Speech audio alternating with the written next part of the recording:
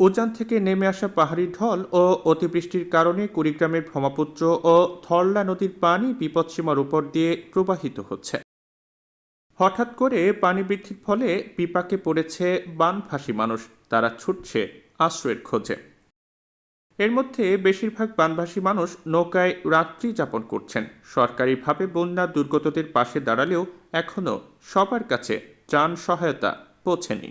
বন্যার পানিতে তলিয়ে গেছে বাংলাদেশ ও ভারতের যৌথ উদ্যোগে নির্মিত বালিয়ামারী বর্ডার হাট। কুড়িগ্রাম জেলায় 90,000 মানুষ পানিবন্দী হয়ে পড়েছেন। এর মধ্যে উলিপুর উপজেলায় প্রায় 70,000 মানুষ পানিবন্দী রয়েছে। পানি বন্দি কারণে গরু ছাগলের আমাদের খুব কষ্ট, কোনো কোথাও নিয়ে যেতে পারতেছি না, কোনো নৌকে নাই। এখন পাকশাক করি খাইতেছি আর আপাতত নৌকের উপরে, মানে হাঁস মুরগি নিয়ে এই যে মনে করেন উপরে উডি বসি আছে। এখন এই অবস্থায় এখন বর্তমান আছি। এখন আল্লাহ যে পরিস্থিতি রাখে এটাই, এখন মানুষের তো কোনো খোঁজ খবর করিয়ে কাম হবে না। এমন দুরবস্থা আছে যে আমার বাচ্চা কাছে এবং হাঁস মুরগি গরু ছাগল নিয়ে যে এক জায়গায় দাঁড়াবো, এই দাঁড়ার মতন কোনো স্থান আমাদের নাই। লৌকিতে যা কিছু আমাদের চলাফিরে লৌকিতে হচ্ছে এবং গরু ছাগল ধরে আমাদের সেই মুসিবতে আমরা আছি। হাঁস মুরগি এবং একটা শিশু বাচ্চা বা মুরব্বীর লোক যে একটা শুকনো স্থানে রাখবো, সেই জায়গাটা পর্যন্ত আমাদের নাই। পানি বেশ বড় দিন হলো, এখান থেকে মনে করো লৌকিতে থাকি, লৌকিতে বসবাস। আর একটা গরু আছে, তাই মাসে বাচ্চা উঠেছি।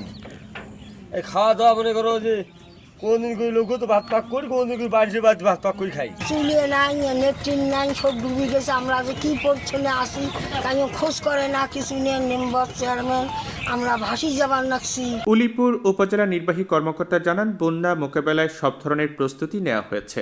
মাঠ পর্যায়ে সকল সরকারি প্রতিষ্ঠান কাজ করছে। জেলা প্রশাসন কুড়িগ্রাম এবং উপজেলা প্রশাসন উলিপুর কর্তৃক আমাদের এই উপজেলার যেসব ইউনিয়নে বন্যা দুর্গত হয়েছে, আমাদের নদী ভাঙ্গন শিকার হয়েছে, তাদের জন্য পর্যাপ্ত ত্রাণের ব্যবস্থা আছে। আমাদের পক্ষ থেকে সর্বোচ্চ আমরা চেষ্টা করে যাচ্ছি তাদের প্রত্যেক পরিবারের কাছে ত্রাণ সামগ্রী পৌঁছে দেয়। আর আমরা সার্বক্ষণিকভাবে খোঁজখবর নিচ্ছি যারা পানিবন্দী আছে, যাদেরকে আশ্রয় নেওয়ার প্রয়োজন আছে, বিশেষ করে নারী, শিশু, বৃদ্ধ, তাদের বিষয়গুলো আমরা প্রায়োরিটি বেসিসে আমরা সার্বক্ষণিক যোগাযোগ রাখছি। বন্যার কারণে জেলার 37টি সরকারি প্রাথমিক বিদ্যালয় ও মাধ্যমিক পর্যায়ের 103টি শিক্ষা প্রতিষ্ঠানের পাঠদান বন্ধ রাখা হয়েছে। 2,300 হেক্টর ফসলি জমি পানিতে নিমজ্জিত এবং বানভাসীদের স্বাস্থ্যসেবায় 83টি মেডিকেল টিম গঠন করা হয়েছে।